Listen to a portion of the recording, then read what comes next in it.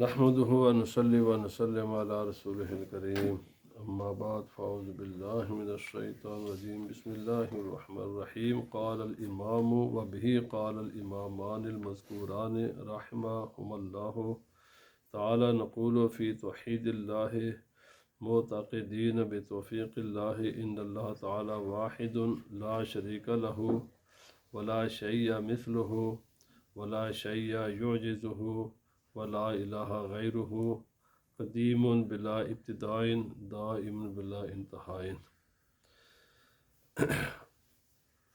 الصلاۃ والسلام علیک یا سیدی یا رسول اللہ وعلی آلک واصحابک یا سیدی یا حبیب اللہ۔ درس عقائد اہل سنت میں مشہور زمانہ کتاب عقیدہ طحاویہ، بہت مشہور کتاب ہے پورے ربع زمین پر، جو امام اعظم امام ابو حنیفہ رضی اللہ تعالیٰ عنہ اور آپ کے دو مشہور شاگرد حضرت امام ابو یوسف اور حضرت امام محمد علیہ الرحمہ، انہوں نے تمام قرآن حکیم اور رسول اکرم صلی اللہ علیہ وسلم کے ارشادات و فرمودات اور تعلیمات صحابہ کرام کا خلاصہ بیان کیا ہے۔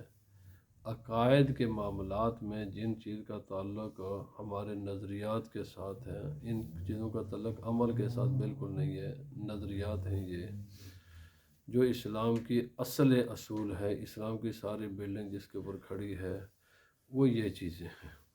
امام اعظم کا یہی عقیدہ ہے، امام ابو یوسف کا، امام محمد علیہ الرحمہ، اور فرمایا کہ قرآن، حدیث، صحابہ کرام کی ساری تعلیمات کا خلاصہ یہ چیز ہے۔ فرمایا کیا ہے؟ توحید اللہ معتقدین، ہم یہ کہتے ہیں کہ اللہ رب العزت ایک ہے، اور اللہ کی توفیق سے، اس کی مدد سے ہم اسی بات کا یقین رکھتے ہیں۔ ان اللہ تعالی واحد، میں ابھی انشاءاللہ اس کی تفصیلات کرتے ہیں، بہت بڑی تفصیل ہے ہر ایک میں۔ بے شک اللہ تعالیٰ ایک ہے۔ ایک کا معنی کیا ہے؟ لا شریک لہ۔ ایک کا معنی یہ ہے کہ اس کا کوئی شریک نہیں ہے۔ فرمایا کہ ولا شیء مثلہ، اس کا معنی یہ ہے کہ شریک نہیں ہے۔ اس کا معنی کیا ہے؟ اس کا معنی اس کی مثل کوئی نہیں ہے۔ ولا شیء یعجزہ، اور جو بھی وہ کرے، وہ کسی بھی، جو بھی وہ کرے، اس کی راہ میں کوئی چیز رکاوٹ یا کوئی بھی رکاوٹ نہیں بن سکتا، اس کو کوئی عاجز نہیں کر سکتا۔ وہ جب چاہتا ہے، جو چاہتا ہے وہ کرتا ہے، اس کے کسی بھی معاملے میں کوئی بھی اس کو عاجز نہیں کر سکتا، وہ قادر مطلق ہے۔ ولا الہ غیرہ، اور عبادت کے لائق اس کے سوا کوئی اور نہیں ہے۔ عبادت کے لائق صرف وہ اکیلی ذات ہے، اس کے سوا کسی کی کوئی عبادت نہیں ہے۔ قدیم بلا ابتداء، وہ قدیم ہے جب کو یہ مخلوق نہیں تھی، یہ کائنات، یہ کوئی بھی چیز نہیں تھی، وہ تب بھی تھا، اب بھی ہے۔ اور جب یہ کائنات اگر ساری کی ساری ختم ہو جائے، جب وہ کر دے نا، ویسے تو ساری کائنات ختم نہیں ہوگی، لیکن اگر ساری کائنات ختم بھی ہو جائے تو تب بھی وہ ہوگا۔ میں انشاءاللہ ان تمام چیزوں کی تفصیلات کرتا ہوں کہ دائم بلا انتہا، وہ ہمیشہ سے ہے، ہمیشہ رہے گا، اس کی ابتدا نہیں ہے اور اس کی کوئی انتہا بھی نہیں ہے۔ پہلی بات ہے کہ ان اللہ تعالی واحد، فرمایا کہ اللہ تعالیٰ ایک ہے۔ چونکہ ابھی میں نے اس کا صرف ترجمہ کرنا، یہ تمام جو ہمارے عقائد ہیں ان کا جو متن ہے اور مختصر تشریح ہے، انشاءاللہ اگر خدا نے مجھے توفیق عطا کی تو یہ سارے متون جب یہ پیش کر دیے جائیں گے تو پھر ان تمام کے مزید تفصیل پوری تشریح عرض کریں گے۔ تو میں مختصر یہ عرض کرتا ہوں، فرماتے ہیں لا من طریق العدد بل من طریق انہ لا شریک لہ۔ یہ لفظ واحد کی بہت بڑی تشریح ہے، اس کے کئی میننگ ہیں، اس کے کئی جہتیں ہیں۔ جب اللہ کو ہم ایک کہتے ہیں نا کہ وہ ایک ہے، اس کا معنی عدد کے اعتبار سے ایک نہیں ہے، گنتی کے اعتبار سے ایک نہیں ہے، اور بھی اس کے کافی میننگ ہے۔ یہ اس معنی، اس کا معنی یہ ہے کہ اس کا کوئی شریک نہیں ہے، اس جیسا اس کا کوئی شریک نہیں ہے، یہ ہے ایک کا معنی۔ بس دیکھیں نا جی، آپ ہیں، انسان ہیں، تو ساتھ بھی انسان بیٹھا ہوا شریک ہے نا انسان ہونے میں۔ کوئی بھی کائنات کی چیز دیکھ لیں، اس جیسی ایک دوسری چیز بھی ہے، کائنات کی ہر چیز جیسی ایک دوسری ہے، ہر ایک اس کا معنی وہ ایک کا معنی کہ اس کا کوئی شریک نہیں ہے، یہ ہے ایک کا معنی۔ اور فرمایا اچھا کس میں شریک نہیں ہے؟ فی ذات ہی، اس کی ذات جیسی کسی کی ذات نہیں ہے، اس کی ذات میں کوئی شریک نہیں ہے، جیسی جو اس کی ذات ہے ایسی کوئی ذات نہیں ہے، یہ ہے اس کا معنی۔ اور ولا فی صفات ہی، جیسی اس کی صفتیں ہیں کسی کی وہ صفتیں نہیں ہیں، وہ صفتیں صرف اسی کی ہیں۔ جو اللہ کی صفتیں ہیں وہ کسی مخلوق میں، تو ظاہر بات ہے یا خالق ہے یا مخلوق ہے، اور تو باقی کائنات ہی نہیں ہے نا۔ جو اللہ کی صفات ہیں وہ کسی مخلوق کی نہیں ہیں، اور جو مخلوق کی صفات ہیں وہ اللہ کی نہیں ہیں۔ یہ بالکل ذات اور صفات دونوں اپوزٹ ہے۔ جو خدا کی ذات ہے، مخلوق کوئی بھی مخلوق میں ایسا نہیں ہے، اور جو خدا کی صفات ہیں، مخلوق کسی بھی مخلوق کی وہ صفتیں نہیں ہیں، اور جو مخلوق کی صفتیں ہیں ان میں سے کوئی صفت خدا کی نہیں ہے۔ اللہ ان تمام صفات سے پاک ہے جو مخلوق والی ہیں۔ جو اللہ نے مخلوق کی صفات ہیں، اللہ ہر صفت سے پاک ہے۔ فرمایا والوحدانیت صفت سلبیت تقال ثلاثۃ انواع۔ یہ جو توحید ہے نا، کہتے ہیں یہ بیسیکلی اللہ رب العزت کی صفت سلبی ہے، یہ صفت ایجابی ثبوتی نہیں ہے۔ توحید کا معنی ہوتا ہے کہ ہم نے ان چیزوں کو خدا سے نفی کرنی ہے، یہ چیزیں نہیں ہیں بھائی۔ توحید کا معنی ثبوت نہیں ہے کسی چیز کا، نفی ہے۔ اللہ تعالیٰ کی صفتیں دو قسم کی ہیں، ثبوتی صفات ہیں، ہم ثابت کرتے ہیں اللہ پاک کے لیے بعض چیزوں کو، جیسے حیات ہے، وجود ہے، ارادہ ہے، کلام ہے، سمع ہے، بصر ہے، یہ ساری اللہ تعالیٰ کی صفتیں ثبوتی ہیں۔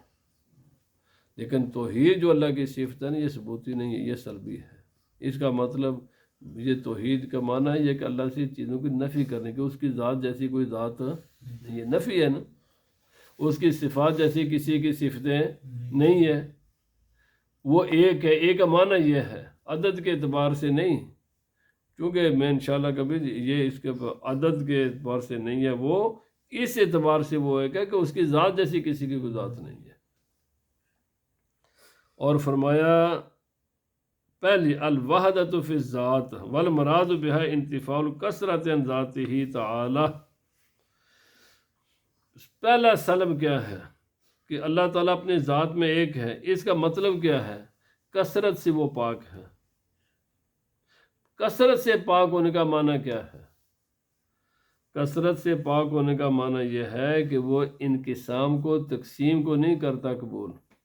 ہماری ذات تقسیم کو قبول کرتی ہے، اللہ کی ذات کسی تقسیم کو قبول نہیں کرتی۔ دیکھیں میں ہوں، میری بلندی بھی نیچے بھی ہے، دائیں بھی ہے، بائیں بھی ہیں، ہے نا، جہتے ہیں نا ہمارے، موٹا بھی ہوں بے شک، تو اب تک میرے اگر یہ ہاتھ کاٹو گے تو اس کے ایک جزے ادھر چلا جائے، اچھا میرے بازو بھی ہیں، میرے پاؤں بھی ہیں، میری آنکھیں بھی ہیں، اچھا ان کو کاٹ دو گے تو آپ اس کے 10 پیس بھی بنا سکتے ہو، 40 بھی بنا سکتے ہو، 100 بھی بنا سکتے ہو، 1000 بھی بنا سکتے ہو، یہاں پر یا اگر کوئی کرنا چاہے تو کہ 10,000 بھی پیس بن جائیں گے، تقسیم ہو جاتی ہے نا۔ اور یہ صرف میری نہیں ہوتی، کائنات کے ہر چیز کی تقسیم ہوتی ہے، کہ آپ کسی پتھر کو اٹھا دو اس کو بھی تقسیم کر سکتے ہیں، کسی بھی کائنات کو اٹھاؤ گے نا تو وہ قابل انقسام ہوتی ہے، تقسیم ہو جاتی ہے۔ فرمایا وحدت کا معنی یہ وہ ذات ہے جو مخلوق والی صفتیں، اچھا ہماری بہت سی صفتیں ہیں، ہم بہت سی چیزوں کے محتاج ہیں، ٹائم کے اندر ہوتے ہیں، کوئی ایسا کائنات کے انسان جو جانور یا کوئی ہے جو ٹائم کے اندر نہیں ہے، ٹائم اس سے اب ہمیشہ بڑا ہوتا ہے، وہ ہر چیز ٹائم کے اندر ہے۔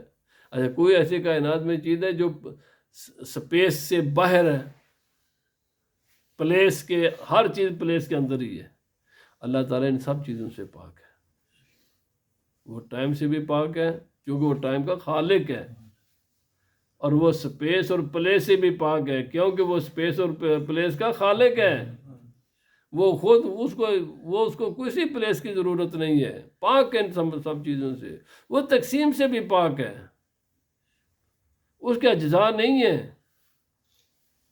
کہ ہم اس کے جز بنا سکیں، ایک یہ جز ہے، ایک یہ ہے، وہ اجزاء سے پاک ہے۔ فرمایا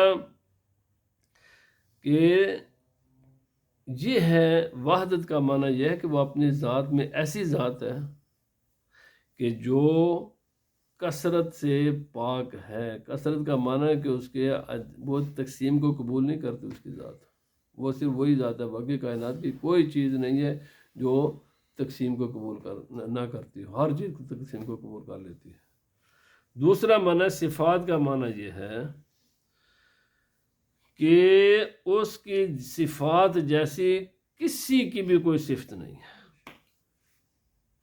اس کی صفتوں میں کوئی بھی شریک نہیں ہے، اور اس کی صفات بھی قابل تقسیم نہیں ہے، بس اس کی قدرت ہے، اس کی قدرت یہ اس کی صفت ہے، اور اللہ رب العزت کی قدرت بھی قابل تقسیم نہیں ہے۔ یہی باقی تمام اس کے جتنے بھی جو ہے نا مقدورات تقسیم ہوتے ہیں، مجھ پر بھی وہ قادر ہے، آپ پر بھی قادر ہے، اس پر بھی قادر ہے، آپ ساری کائنات پر ہم قادر ہے، جن چیزوں کے اوپر وہ قادر ہے وہ تقسیم ہوتی ہیں، اس کی قدرت تقسیم نہیں ہوتی ہے۔ تو بہرحال یہ گہری باتیں ہیں، انشاءاللہ کبھی زندگی رہے تو مزید اس پر باتیں کریں گے، اور دوسرے بات بھی اتنی کرنی چاہیے جتنی آگے والا سمجھ آئے، جو باتیں عام آدمی کی سمجھ میں نہ آئے تو وہ باتیں کرنے میں نہیں چاہیے۔ اور تیسرا ہے افعال میں وہ واحد ہے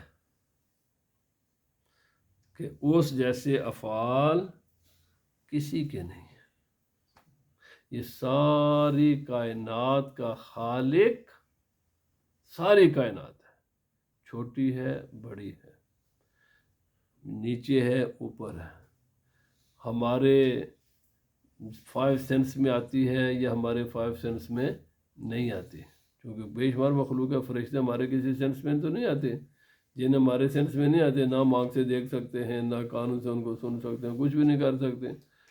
تو کوئی بھی جو بھی مخلوق ہے نا، سب کا عدم سے وجود میں بخشنے والا ہر چیز کو وہ ایک ہی ذات ہے، اس کے ساتھ کوئی بھی شریک نہیں ہے، عدم سے وجود میں بخشنے والی ذات صرف وہ ایک ہے، ہر چیز کو عدم سے وجود میں بخشتی ہے، اس کو وجود بخشتا، جو بھی آپ چیزیں نظر آتی ہیں یا جو بھی ہیں ان کو وجود بخشا ہے اسی نے، کوئی بھی چیز ایسی کائنات کی نہیں ہے جو میں نے ابھی عرض کر دیا جو خود بخود بنی ہو یا خود بخود آ سکے، نہیں، یہ اس کی مشیت پر ہے، جب وہ چاہتا ہے کسی کو وجود بخشتا ہے، اور جب چاہتا ہے تو کسی کو عدم میں لے جاتا ہے۔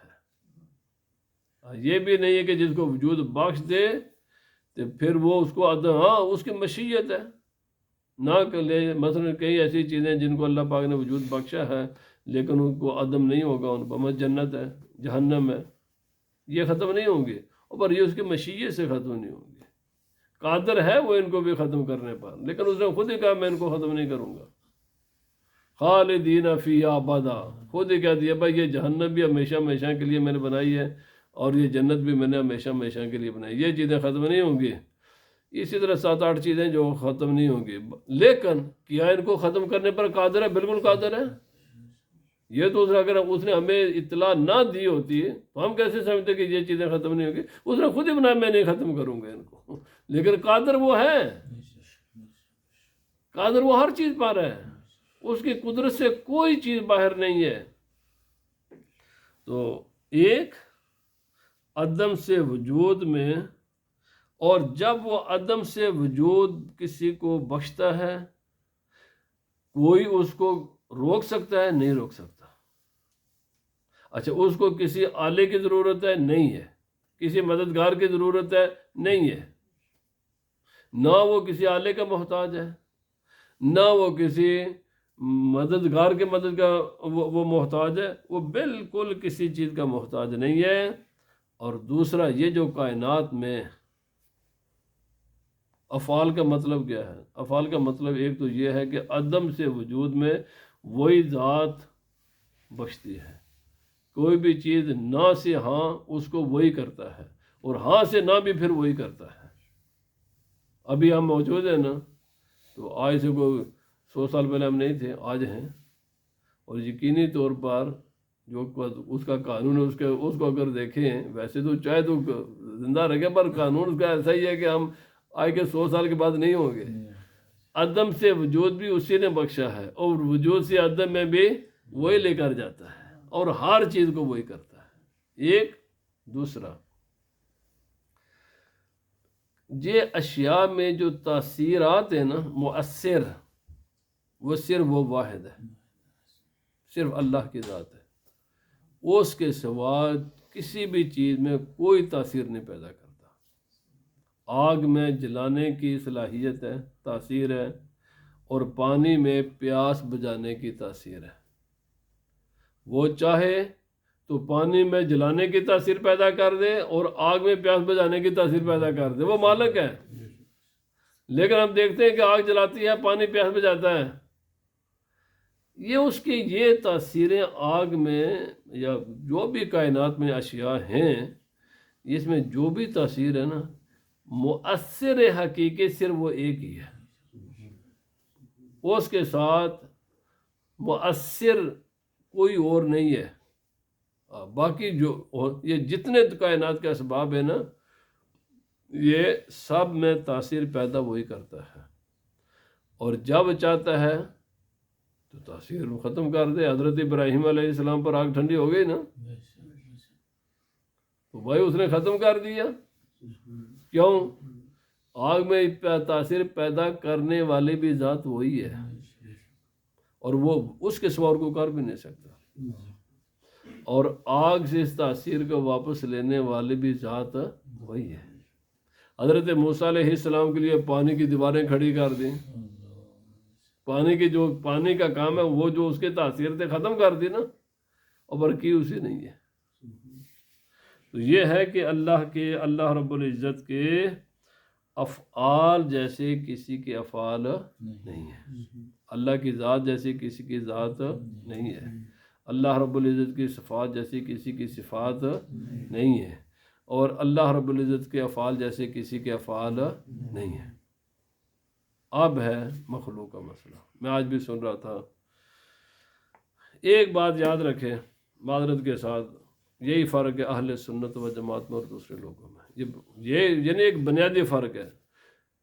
لوگ توحید کی بات کرتے ہیں بہت سے ہمارے، لیکن ان کی توحید کا بیان مکمل نہیں ہوتا جب تک وہ توحید کے پردے میں انبیاء کرام کی گستاخی نہ کر لیں، ان کو سکون ہی نہیں ملتا۔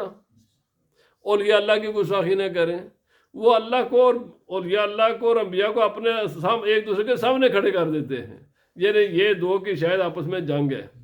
آپ سن لیں، ان کا کوئی بیان پڑھے، ان کی کوئی کتاب پڑھے، انبیاء اولیاء کو خدا کے مقابل میں کھڑا کر دیں، تب ان کو سکون ملتا۔ اب ہماری توحید مکمل ہوئی ہے۔ اہل سنت و جماعت ایسا نہیں کرتے، کیوں؟ جب یہ بتا دیا جو خدا ہے اپنی ذات میں بھی واحد ہے، اپنی صفات میں بھی واحد ہے، اپنے افعال میں بھی واحد ہے، تو بھائی تم نے خواہ مخواہ انبیاء کرام جدوں وہ خدا کے مخلوق نہیں ہیں، تو سامنے کھڑے کرنے کا مقصد کیا ہے تم نے؟ اور پھر اس کے یہ جو جس قسم کی تم یہ تقسیم کرتے ہو، یہ کدھر سے تقسیم آئی ہے؟ جس قسم تم توحید کی تقسیم کرتے ہو، ایک بات یہ، ایک طبقہ وہ ہے جو خدا کے مقابلے خدا توحید بیان کرتے وقت انبیاء کو تنقیص کرنا وہ اپنا فرض سمجھتا ہے۔ جب تک ہم ان کو ڈاؤن نہیں کریں گے اللہ کی توحید ثابت نہیں ہوگی۔ ایک طبقہ وہ، ایک اور بھی شیعہ حضرات دعویٰ کیا کرتے ہیں؟ حضرت علی رضی اللہ تعالیٰ عنہ اور اہل بیت اطہار سے محبت کا۔ ساری زندگی، پوری زندگی پیدائش سے لے کر مرنے تک اگر حضرت علی کی شان بیان کرتے رہے نا، ہمیں کوئی تکلیف نہیں ہے۔ ساری زندگی اہل بیت کی شانیں بیان کریں چونکہ ہم ان کا قائل ہیں، لیکن ان کا بیان مکمل نہیں ہوتا جب تک صحابہ کرام کی گستاخی نہ کریں۔ آپ کسی بھی شیعہ کی تقریر سن کر دیکھ لو، وہ حضرت علی کی شان کم بیان کرے گا، صحابہ کرام کی گستاخیاں زیادہ کرے گا۔ یاد رکھ لیں، میں آج بھی سن رہا تھا، اور میں یہ درس تقریباً کوشش کرتا ہوں کہ ہر درس دینے سے پہلے تمام لوگوں کو سن کر لیں، ان کے نقطہ نظر پہ دیکھیں نا ذرا۔ میں آج سن رہا تھا، ایک بڑے مشہور عالم دیوبندی تھے، اچھا یہی کلپ، اس پر انہوں نے آ کر کہا دیکھو جی، جو اللہ کی صفات ہیں، جس کے یعنی اللہ رب العزت کے صفاتی نام قرآن پاک نے بیان فرمائے ہیں، وہ صفاتی نام اللہ پاک نے نبی پاک صلی اللہ علیہ وسلم کے بھی بیان کیے ہیں۔ سنیں، رؤوف اور رحیم، یہ دو کی انہوں نے مثالیں دی کہ رؤوف خدا بھی ہے، اور یہی لفظ قرآن پاک میں رؤوف کی اللہ کی صفت خدا نے اپنی بیان فرمائی ہے، اور اسی لفظ کو اللہ رب العزت نے ہی نبی پاک کے لیے بیان کیا ہے، رؤوف ہی بیان فرمایا ہے، وہاں بھی لفظ رؤوف ہے۔ اور رحیم، بسم اللہ الرحمن الرحیم میں یہ رحیم کا لفظ خدا نے اپنے لیے بھی استعمال کیا کہ میں رحیم ہوں، اور رحیم نبی پاک صلی اللہ علیہ وسلم کے لیے بھی کیا۔ اب وہ کہتے ہیں جی اب بات پتہ کیا ہے، میں آپ کو دکھاؤں ڈنڈی کہاں مارتے ہیں، ڈنڈی کہاں مارتے ہیں۔ میں نے کہا اگر عقل ہوتی ہے نا، یہ سامنے اگر بدھو قسم کے لوگ نہ بیٹھے ہوتے تو سوال کرتے، پتہ کرتا ہے کہ کہنے لگا رؤوف کا لفظ نکلا رافت سے، رافت کا معنی ہوتا ہے دفع مضرت، کہ ضرر کو، تکلیف کو، نقصان کو دور کرنا، اور رحمت کا معنی ہوتا ہے جلب منفعت، اس کا معنی فائدہ کھینچنا، فائدہ حاصل کرنا۔ تو اللہ رحیم ہے اور اللہ رؤوف ہے، اس کا معنی اللہ تعالیٰ نقصان تکلیفیں دور کرتا ہے، اور اللہ تعالیٰ رحیم، اللہ تعالیٰ جو چیزیں نفع والی وہ بندوں کو عطا کرتا ہے۔ لیکن نبی پاک صلی اللہ علیہ وسلم رؤوف ہیں، کس سینس میں؟ لوگوں کو وہ طریقے بتاتے ہیں جن طریقوں سے، میں ابھی اس کا بیان نقل کر رہا ہوں، میں نے کہا وہ طریقے بتاتے ہیں جن سے بندے سے نقصان دور ہو جائے، اور نبی پاک بھی رحیم ہے اس معنی میں کہ بندوں کو وہ طریقے بتاتے ہیں جن سے بندوں کو نفع ہو۔ اب یعنی نہ بس انہوں نے ہر حال میں نبی پاک کا مقام گرانا ہے نا، ہر حال میں یہ کام کرنا ہے، یہ نہیں ہے۔ اب میں آپ سے پوچھتا ہوں، اگر مولوی صاحب کی اس تشریح کو مان لیا جائے جو انہوں نے کی ہے، تو اللہ پاک نے قرآن حکیم میں فرمایا نبی صلی اللہ علیہ وسلم کی ذات تو بڑی بلند ذات ہے نا، عام انسان کے لیے بھی اللہ پاک نے فرمایا انا خلقنا الانسان من نطفۃ امشاج نبتلیہ فجعلناہ سمیعا بصیرا۔ فرمایا ہم نے کھنکتے ہوئے نطفے سے انسان کو پیدا کیا ہے، اس کو سمیع بھی بنایا ہے، اس کو بصیر بھی بنایا ہے۔ سمیع اللہ کی صفت بھی سمیع ہے، بندے کی صفت بھی سمیع ہے، اللہ کی صفت بھی بصیر ہے، بندے کی صفت بھی بصیر ہے۔ جو الفاظ خدا نے اپنے لیے استعمال ہے وہ تو عام انسانوں کے لیے بھی خدا نے استعمال فرمائے۔ یہ جلب منفعت کی بات کر کے یہاں چڑھاؤ گے تو یہاں کیا کرو گے؟ اور سنو میرے بھائی، تم سیدھے یا الٹے جیسے بھی لٹکو، اسلام کی تشریح وہی جو اعلیٰ حضرت نے کی ہے، تم کر ہی نہیں سکتے، اس کے سوا چارہ ہی نہیں ہے۔ اب دیکھو میں نبی پاک صلی اللہ علیہ وسلم کی بات کرتا ہوں۔ نبی پاک صلی اللہ علیہ وسلم نے صرف طریقے بتائے ہیں یا لوگوں سے نقصان کو دور بھی کیا ہے؟ ایک غزوے میں حضرت قتادہ کی آنکھ نکل گئی، تیر لگا آنکھ نکل گئی۔ نبی پاک صلی اللہ علیہ وسلم کے پاس آئے، نبی صلی اللہ علیہ وسلم نے اپنا لعاب دہن لگایا، واپس اپنی جگہ پر لگایا۔ وہ کہتے ہیں اس آنکھ سے بھی زیادہ صحت مند اور زیادہ اس میں روشنی تھی۔ یہ طریقہ بتایا تھا کہ نبی صلی اللہ علیہ وسلم نے کر کے دیا تھا؟ حجی طریقہ بتاتے ہیں، نفع حاصل کرنے کا طریقہ بتاتے ہیں، یا رحمت حاصل کرنے کا طریقہ، یہ طریقہ ہے؟ ہزاروں مثالیں۔ حضرت ابو ہریرہ رضی اللہ تعالیٰ عنہ، آپ نے نبی پاک صلی اللہ علیہ وسلم سے شکایت کی کہ میں آپ سے باتیں سنتا بھول جاتا ہوں، بخاری شریف کی حدیث پاک ہے۔ نبی صلی اللہ علیہ وسلم نے بتایا تھا بادام کھایا کرو، یہ بتایا سے بادام کھایا کرو تو تیرا دماغ تیز ہو جائے گا، یہ فرمائے تھے۔ تیل طرح لایا کرتے، آپ نے فرمایا چادر بچھایا۔ نبی پاک صلی اللہ علیہ وسلم نے کچھ کلمات پڑھے، فرمایا چادر کو لپیٹ فرمایا سر پر رکھی چادر نبی پاک صلی اللہ علیہ وسلم۔ فرمایا اس کے بعد کبھی میں نبی پاک صلی اللہ علیہ وسلم کے زبان اقدس سے جو بھی لفظ سنا ہے میں کبھی بھولا ہی نہیں ہوں، اسی لیے تو ان کے روایات زیادہ ہیں۔ وہ فرمایا میں بھولتا ہی نہیں تھا۔ اچھا یہ طریقہ بتایا تھا کہ نبی صلی اللہ علیہ وسلم نے کر کے دیا تھا؟ بھائی بات یہ ہے، اچھا نبی صلی اللہ علیہ وسلم کے یہ صرف رؤوف اور رحیم صفتیں ہیں کہ قرآن پاک نے اس کے علاوہ بھی ان الفاظ کے ساتھ نبی صلی اللہ علیہ وسلم کو جو اور صرف حضرت اسماعیل علیہ السلام کے بارے میں فرمایا قال انی ذاہب الی ربی سیہدین فبشرناہ بغلام حلیم۔ حضرت اسماعیل علیہ السلام کے بارے میں حضرت ابراہیم علیہ السلام کو خدا نے فرمایا، ہم نے ان کو بشارت دی صبر کرنے والے فرزند کی۔ اچھا حضرت اسماعیل علیہ السلام لوگوں کو طریقہ بتایا کرتے تھے صبر کیسے کرنا، یا خود صبر کیا تھا؟ میرے بھائی اس قسم کی تعویلیں کرنے کا مقصد صرف یہ ہے کہ بھائی انبیاء کے پاس، میں آپ کو بتاتا ہوں فرق وہی ہے۔ ہم بھی کہتے ہیں ان انبیاء کے لیے، مخلوق کے لیے وہ صفاتی الفاظ جو خدا نے مخلوق کے لیے بھی بیان فرمائے قرآن پاک میں، احادیث پاک میں بھی ہیں، قرآن پاک میں بھی ہیں، سیم الفاظ ہے جو خدا نے اپنے لیے استعمال کیے ہیں، وہی الفاظ اپنے مخلوق کے لیے بھی کیے ہیں، اور ایک دو نہیں ہے۔ ان کو گریں تو آپ کو درجنوں الفاظ ایسے مل جائیں گے کہ جو خدا نے اپنے لیے بھی وہی لفظ ہے اور وہی لفظ مخلوق کے لیے بھی ہے۔ فرق کیا ہے؟ بس یہ میں بتانے لگا ہوں، فرق وہی ہے جو اہل سنت و جماعت کرتے ہیں کہ خدا کی صفات سب کی سب اس کی ذاتی ہیں، اس کو علم کسی نے دیا نہیں ہے، اس کو کسی نے رؤوف بنایا نہیں ہے، اس کو رحیم کسی نے بنایا نہیں ہے۔ اللہ کے سوا چاہے نبی پاک صلی اللہ علیہ وسلم کی ذات ہے، یا کوئی بھی نبی ہو، یا کوئی بھی ولی ہو، یا کوئی بھی انسان ہو، اس کی کوئی بھی صفت اپنی نہیں ہے، اللہ نے اس کو یہ صفتیں عطا کی ہیں۔ ہم دیکھتے ہیں، ہم بھی سمیع، ہم سنتے ہیں، مگر خدا نے ہمیں سننے کی طاقت عطا کی ہے۔ ہم دیکھتے ہیں مگر ہم خود نہیں دیکھتے، ہماری آنکھوں میں خدا نے دیکھنے کا نور رکھا ہے، یہ اس نے دیا ہوا ہے، یہ ہمارا نہیں ہے، کچھ بھی نہیں ہمارا۔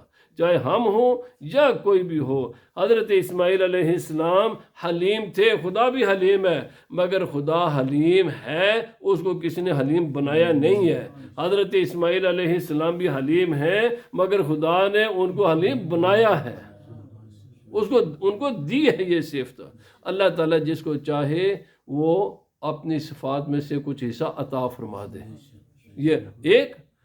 دوسرا، خدا کی ذات بھی لامحدود ہے اور خدا کی صفات بھی لامحدود ہیں۔ مخلوق کو چاہے جو بھی ہے، جو بھی مخلوق ہے، اس کو جو بھی دیا ہے، کوئی بھی چیز لامحدود نہیں ہے، کوئی بھی چیز لامحدود نہیں ہے۔ اس کے ہم اس کی حد بندی نہیں کر سکتے، مگر خدا کے مقابل میں تمام چیزیں محدود ہیں، کیونکہ غیر محدود صرف خدا کی ذات ہے۔ ایک اللہ کی کوئی بھی صفت، خدا کی کوئی بھی صفت خدا نے خود پیدا نہیں کی ہوئی۔ یاد رکھیں، اللہ پاک کی صفت کوئی ایسی نہیں ہے جو اللہ نے خود پیدا کی اپنی ذات میں، نہ، یہ ایک الگ مسئلہ ہے۔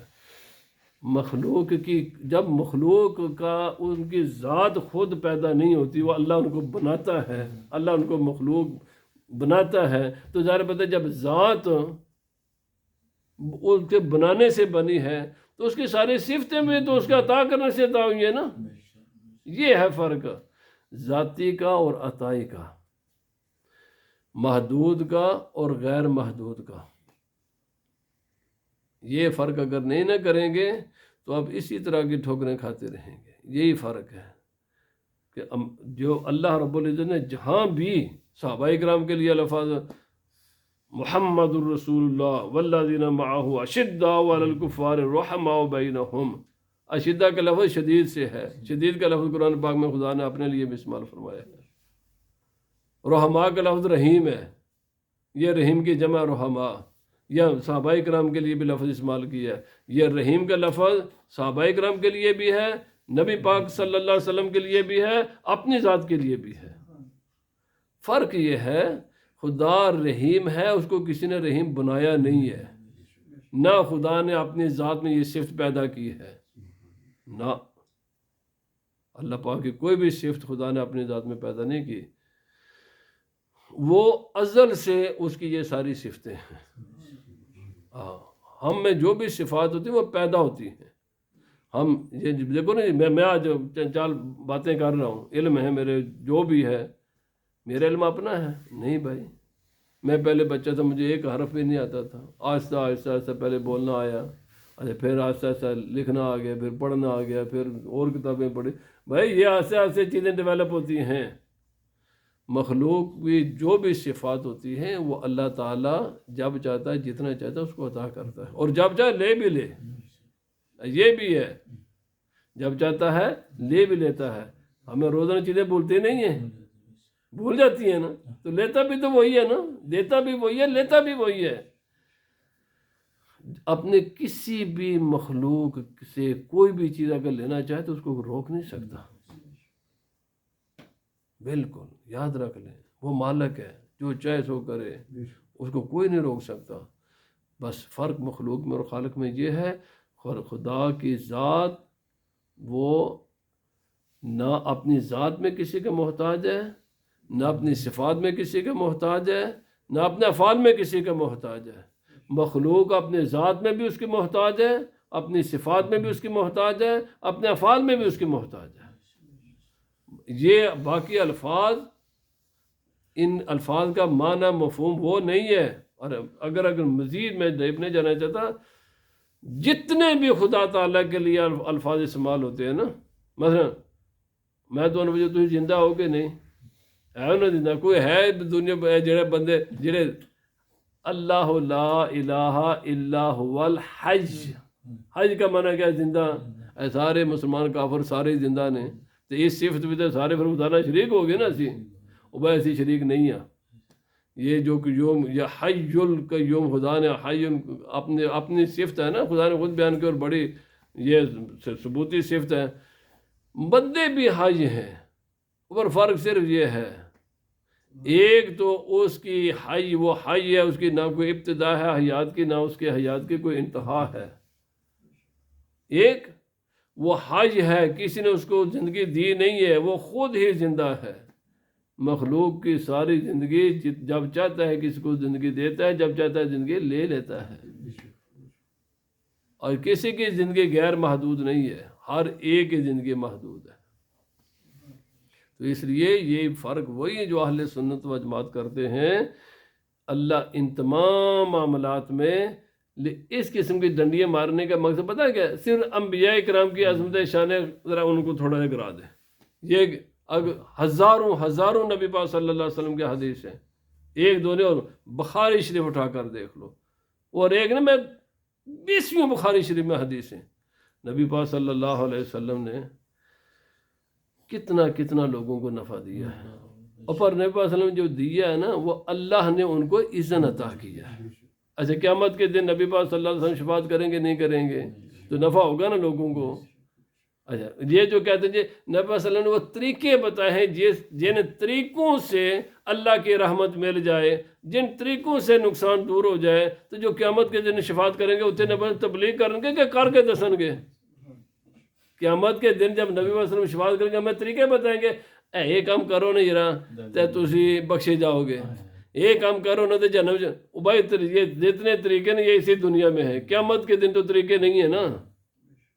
لیکن نبی پاک صلی اللہ علیہ وسلم تو طریقہ نہیں بتائیں گے، جہنم سے نکالیں گے کہ نہیں نکالیں گے، نکالیں گے۔ مسلم بخاری کی بے شمار حدیثیں ہیں، نکالیں گے۔ نقصان دور ہوا کہ نہیں دور ہوا؟ کون کی کس نے کیا؟ نبی پاک صلی اللہ علیہ وسلم نے کیا ہے۔ اچھا بے شمار گنہگاروں کو جہنم میں جائے بغیر جنت میں داخل کر دیں گے، شفاعت فرمائیں گے۔ شفاعت کا معنی یہ ہے، لیکن یہ جو شفاعت والا معاملہ ہے، خدا نے ان کو یہ عظمت عطا کی ہے، اللہ نے ان کو یہ پرمیشن دی ہوئی ہے کہ آپ نے یہ کام کرنا نہ۔ بس ایک بھی جس کے دل میں، جس کے سینے میں رائی کے دانے کے برابر بھی ایمان ہوا نا، جب تک ایک بھی جہنم میں ہوگا نا میرا امتی، اللہ مجھ سے پوچھے گا محبوب راضی ہوگے؟ فرمایا میں کہوں گا نہیں، آخری اپنا امتی جب میں جہنم سے نکال کر جنت میں داخل کروں گا، پھر خدا پوچھے گا محبوب اب راضی؟ فرمایا میں کہا اب راضی ہوں۔ یہ جو دیکھیں اگر سننے والے ہوں ایسے، تو میں نے کہا یہ تشریح کرنے کا فائدہ کیا ہے؟ ساری شفاعت کے حدیثیں بھول گئے ہو، اتنے طریقے نبی صلی اللہ علیہ وسلم دسن گے، میرے بات سمجھو کہ نہیں؟ طریقہ دسن گے، تسی اللہ دی بارگاہ ذرا جا کے یہ گلاں کرو نا، تو پھر میں شفا اور میاں وہ ساری باتیں اس دنیا کی ہیں۔ میدان معاشر میں کوئی طریقہ نہیں بتائیں گے، نبی صلی اللہ علیہ وسلم سیدھا نفع دیں گے لوگوں کو، اور سیدھے نقصان سے بچائیں گے۔ اس دنیا میں نقصان سے بچایا ہے اور نفع دیا۔ حضرت ابو ہریرہ رضی اللہ تعالی عنہ، چونکہ اب دین کے لیے اپنی زندگی کو آپ نے وقف کیا ہوا تھا، یا رسول اللہ اگر کام کاج کروں، پیٹ کا بھی مسئلہ ہے، فیملی کا بھی مسئلہ ہے، کام کاج کروں تو پھر آپ کے دین کو میں یاد نہیں کر سکتا، اور دین کروں تو پھر پیٹ اور مسئلہ کیسے حل ہو؟ جب بس ہم کھجوریں لے کر آؤ، کھجوریں لے کر آؤ، ایک کھجوریں لے کر آؤ، ایک تھیلی۔ ایک نبی پاک صلی اللہ علیہ وسلم نے دعائے برکت فرمائے اس کو دیکھنا نہیں ہے، بس جب بھی ضرورت پڑے نا تو ہاتھ نکال کر اپنی ضرورت کے مطابق کھاتے رہنا۔ آپ فرماتے ہیں نبی پاک صلی اللہ علیہ وسلم کی زندگی میں بھی، میری فیملی بھی وہ کھجوریں کھاتے رہی۔ پھر 2.5 سال تقریباً حضرت ابوبکر صدیق کے زمانے میں بھی یہی مسئلہ کرتے رہے، وہ کھجوریں میں کھاتا رہا، انہی کے ساتھ زندگی کو رشتہ برقرار رکھا۔ پھر حضرت عمر فاروق کا 12 سالہ زمانہ خلافت ہے، اس میں کھاتا رہا۔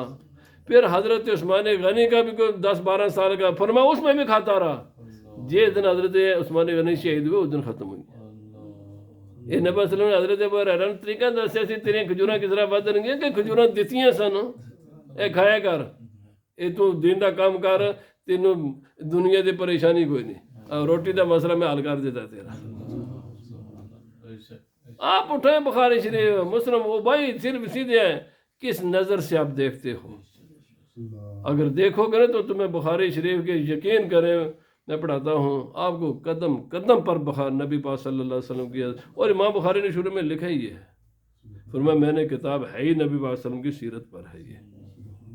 امام بخاری نے اس کتاب کا نام ہی یہی رکھا ہوا ہے، ہم بخاری کہتے ہیں، بخاری اس کا نام نہیں ہے، اس کا نام اور ہے، یہ نبی پاک صلی اللہ علیہ وسلم کی سیرت کی کتاب ہے۔ آپ نے خود ہی لکھا ہے کہ میں نے نبی پاک صلی اللہ علیہ وسلم کی یہ سیرت کی کتاب لکھی ہوئی ہے، سرکار کی عظمت شانیں وہ سارے بیان کرتے ہیں اس میں۔ تو میرے کہنے کا مقصد یہ ہے کہ اللہ انبیاء کو جب اللہ کی توحید بیان کرو نا، صرف خدا کی توحید بیان کرو، انبیاء کو مقابلے میں کیوں لے کر آتے ہو؟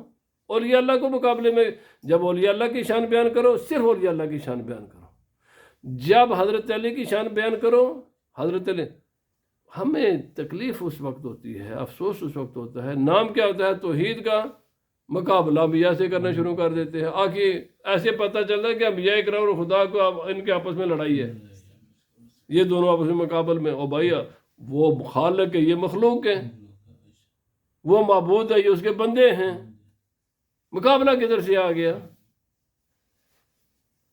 ان کو عظمت خدا نے عطا کی ہیں، اور خدا کی کوئی بھی شان کسی کی دی ہوئی نہیں ہے، وہ ساری شانیں اس کی اپنی ہیں، کسی بھی شان میں، کسی بھی صفت میں وہ کسی کا محتاج نہیں ہے، نہ کسی اس نے دی ہوئی ہے، مخلوق کی ہر صفت اس کی دی ہوئی ہے، کوئی ایسی صفت نہیں ہے، جب اس کا اپنا وجود ہی اس کا اپنا نہیں ہے تو باقی چیزیں تو بعد میں آتی ہیں، وجود ہو، میرا یہ جسم ہے تو زندگی ہے نا، جسم ہی نہیں ہے تو زندگی کدھر سے آئے گی؟ میرا جسم ہے تو آنکھوں میں دیکھنے کی روشنی ہے نا، تو جب میرا وجود ہی نہیں ہے تو روشنی کدھر سے آئے گی؟ وجود ہے تو میں سنتا ہوں نا، تو جب وجود ہی اس کا دیا ہوا ہے تو اس وجود کی ہر صفت بھی اسی کی دی ہوئی ہے، اس لیے مخلوق اور خالق کو آپس میں مقابلہ نہ کیا کرو، وہ خالق ہے ہم مخلوق ہے، یس اس خالق نے جس کو جتنا چاہا عطا فرما دیا ہوا ہے، اور اس کا انکار یہ اس کی رحمت کو محدود کرنا ہے، جب وہ دے میں شان دے اس نے دی ہیں کہ نہیں دی ہوئی ہیں۔ حضرت سلیمان علیہ السلام، حضرت داؤد علیہ السلام لوہے کے اس طرح مروڑ کے ان کا تو اسے نے دیتی تھی نا، یہ لوہے کو ہاتھ کے ساتھ جیسے چاہیں مروڑ کر جناب جو چاہیں زرہ بنائے، ہتھیار بنائے، جو چاہیں بنائے، وہ یہ عظمت اسی نے دی ہوئی ہے نا، انکار کیوں کرتے ہو؟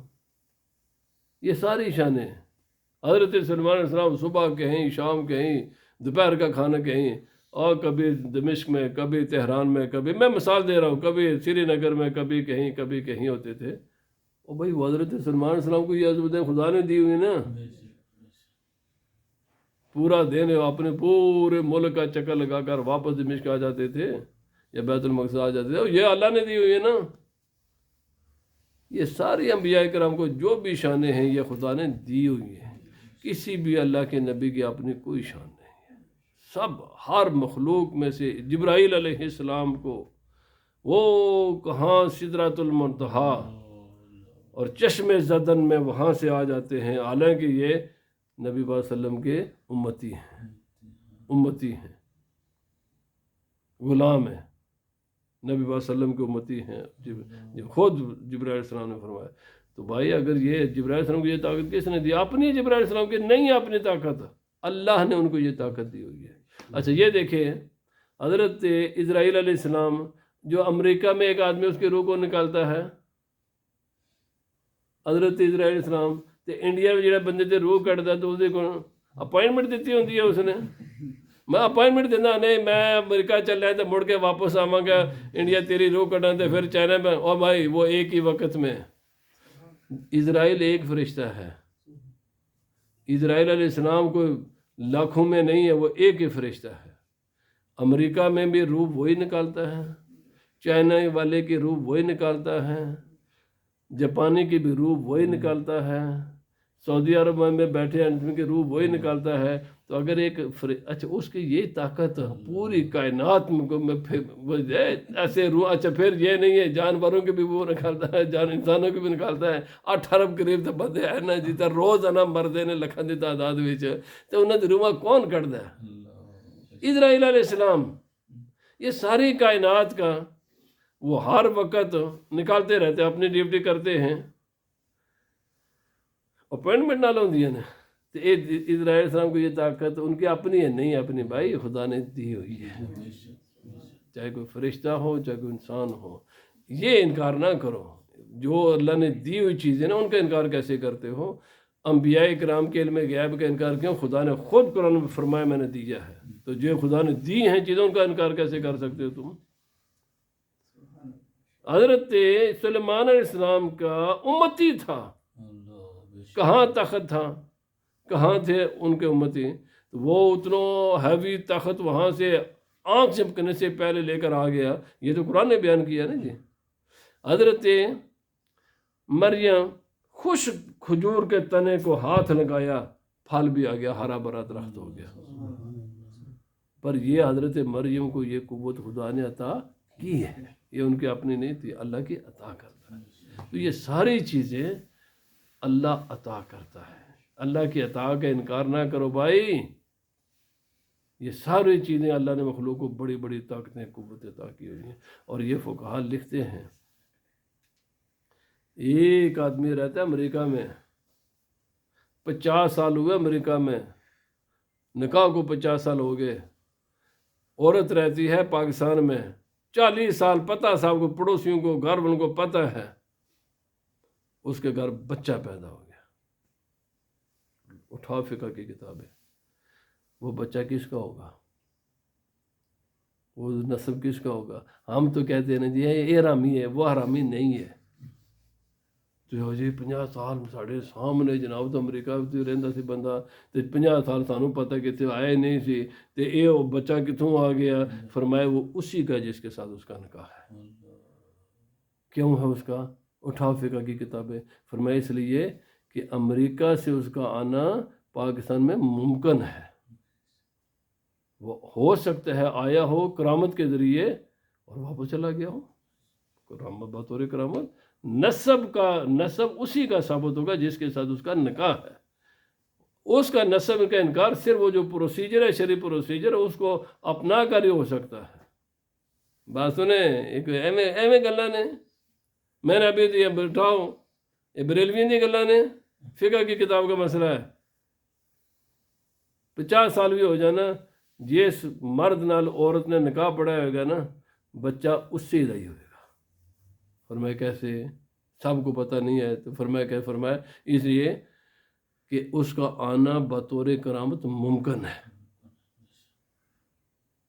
قرآن پاک سے کرامات ثابت ہیں، حدیث پاک سے کرامات ثابت ہیں. میں نے کل ہی یہ حدیث پاک پڑھائی ہے. حضرت مشہور حدیث ہے، بخاری شریف کی حدیث پاک ہے. حضرت خبیب رضی اللہ تعالیٰ، یہ 10 آدمیوں کا ایک قافلہ، لمبی حدیث ہے، میں نے کل ہی پڑھائی ہے یہ حدیث پاک، ریاض الصالحین میں بھی ہے. ٹائم زیادہ نہیں ہو گیا.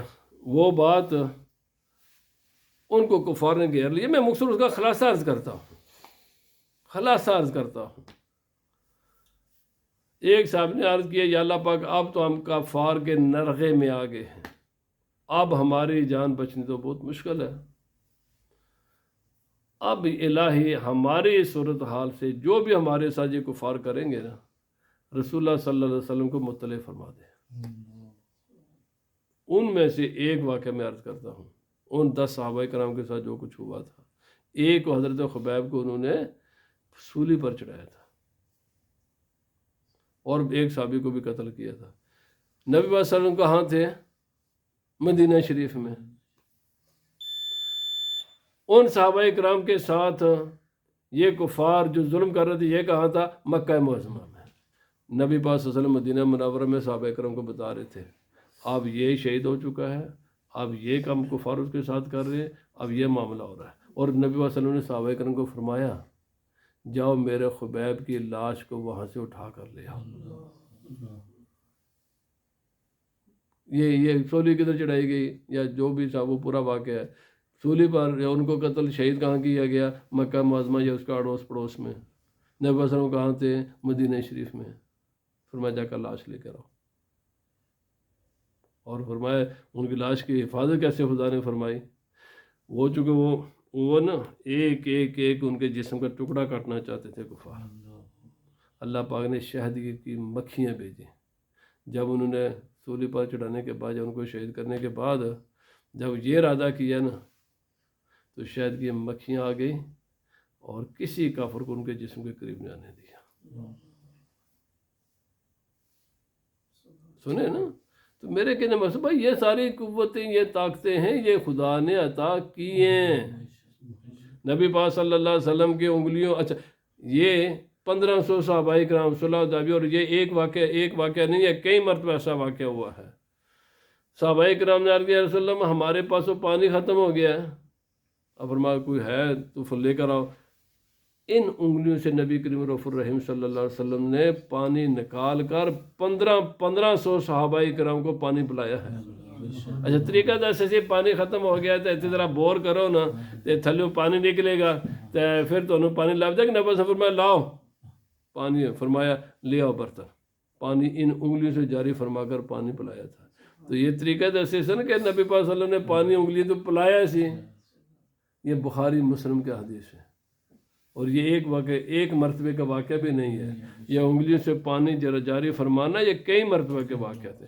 और एक बार मरतबा सहाबाए किराम कहते हैं हम वैसे तो तादाद में 1500 थे या 1400 थे, लेकिन अगर 1 लाख भी होते ना तो वो पानी लाख के लिए भी काफ़ी होता, जो नबी पाक सल्लल्लाहु अलैहि वसल्लम ने इन उंगलियों से जारी फरमा कर उनको पिलाया था। मेरे भाई, तशरीफ़ वो करो दीन की जिसकी बाकी जो कुरान पे की आयत हैं, बाकी जो अहादीस हैं, वो भी तायद करे, वो भी तायद करे। ये तरीके नहीं बताए तरीके, हम उनका इनकार नहीं करते, बताए हैं, मगर सिर्फ ये तरीके नहीं बताए। करके भी दिया है कुछ। वो तरीके भी बताए, भाई नमाज पढ़ो नफ़ा होगा, रोज़ा रखो नफ़ा होगा, हज करो नफ़ा होगा, माँ बाप, ये तरीके बताए हैं, सबको किया। लेकिन साथ ये भी तो किया ना, तो उनका तो इस बात तुम साबित करते हो। तो इन जो बाकी हदीस में, ये भी मुस्लिम बुखारी सियासता में और बाकी हदीस की किताबों में चीज़ें, इनका इनकार क्यों करते हो? ये भी बयान करो ना खोल कर। अल्लाह पाक हमें अमल की तौफीक अता फरमाए।